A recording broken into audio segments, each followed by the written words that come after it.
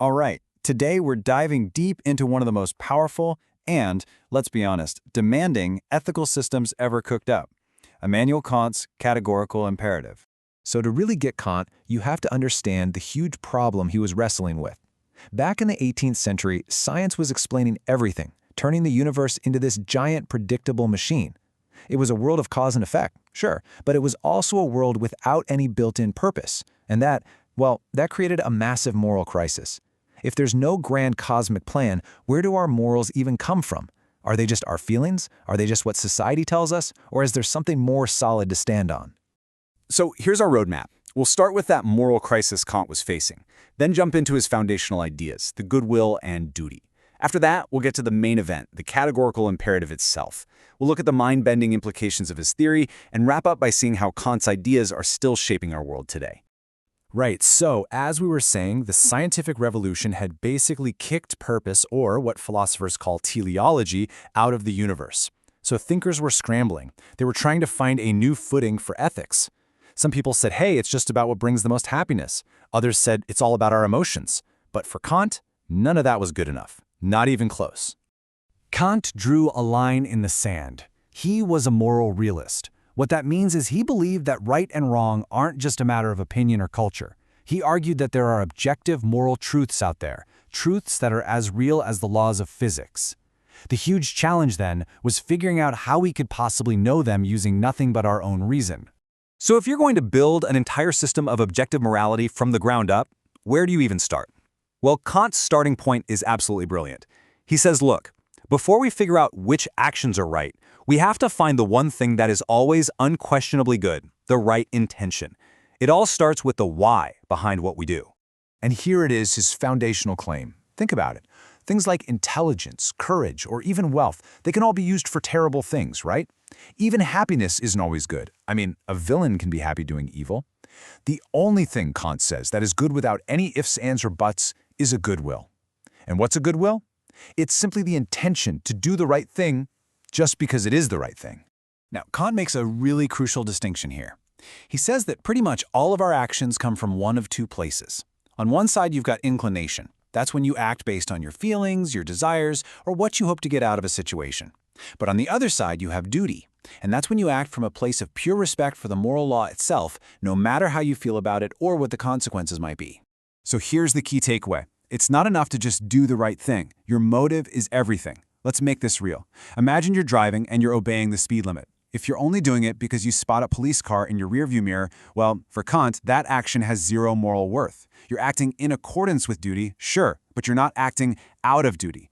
The real moral brownie points come when you obey the speed limit simply because you recognize it's the right thing to do, whether a cop is watching or not.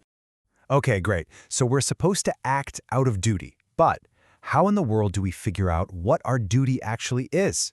This is where Kant rolls out his most famous idea, the categorical imperative. You can think of it as a kind of universal test, a rational procedure for determining the moral law in any situation. Now, Kant gives us three different ways of looking at this test. He called them formulations. And it's important to note, he didn't see them as three separate rules, but more like three different windows, all looking at the exact same single moral principle. So let's check out each one. The first formulation is all about universalizability. It sounds complicated, but the idea is pretty straightforward. Before you do something, think about the rule or maxim you're following. Then ask yourself a simple question. Could I honestly want this rule to be a universal law that everyone, everywhere follows all the time? Let's take his famous example, making a lying promise to get a loan you can't repay.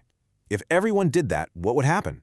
Well, the whole institution of promising would crumble. Nobody would trust anyone, and your own lie wouldn't even work anymore. The rule basically self-destructs. And for Kant, that's the sign of an immoral act. The second formulation really gets to the humanistic heart of Kant's whole system. It says that because we are rational beings who can choose our own moral path, we have a special kind of intrinsic worth, a dignity. And because of that dignity, you must never, ever treat another person only as a means to an end, like a tool to get what you want. Now, this doesn't mean you can't use people as a means. Of course you use a cashier as a means to buy groceries. But you must also recognize them as an end, a fellow rational being with their own life, their own goals, who deserves your respect. And the third formulation kind of ties it all together with this beautiful idea of autonomy or self-rule. It says you should act as if you were a lawmaker in a great community of other rational beings. Think about how radical this is. Moral rules don't come from some king or a god or a sacred text. They come from the shared reason of all of us, legislating for ourselves in what he poetically calls a kingdom of ends. Okay, but here's the classic objection, the question everyone asks: what happens when your duties clash? This is the famous Gestapo at the door problem. Imagine you're hiding an innocent person and an officer knocks and asks if they're in your house. You have a duty not to lie, but you also have a duty to protect a human life. What do?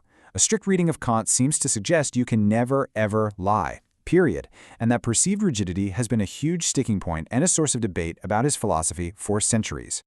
Now, if you've been on board with Kant's arguments so far, brace yourself, because this is where his ideas have some really profound consequences for how we see reality itself.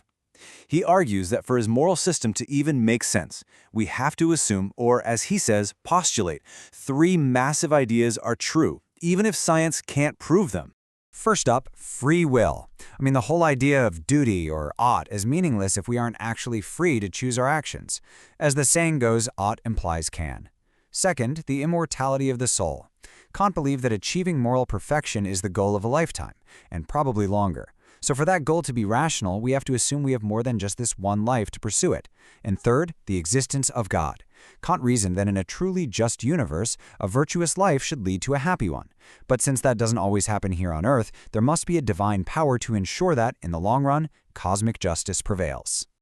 At this point, you might be thinking, okay, this is some pretty heavy, abstract 18th century stuff. But what's incredible is how Kant's ideas have had a massive, real-world impact that you can still feel all around you today. You can literally draw a straight line from Kant's philosophical armchair to modern global politics.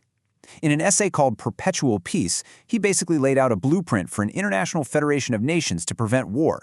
Sound familiar? That very idea was a direct inspiration for Woodrow Wilson and the creation of the League of Nations. And, maybe even more important, the entire modern concept of universal human rights, that fundamental idea that every single person has an inherent dignity that must be respected no matter what, is a direct philosophical descendant of Kant's second formulation. And so Kant's moral compass points right back at us. It leaves us with a deeply personal and honestly a pretty challenging question. It forces us to look in the mirror and ask about our own motives. When you do something good, why are you really doing it? Is it for the praise you might get, for that warm, fuzzy feeling, or to avoid getting in trouble? Or are you acting out of a pure, rational respect for what is right? When you act, what is your true motive? Is it duty or is it desire?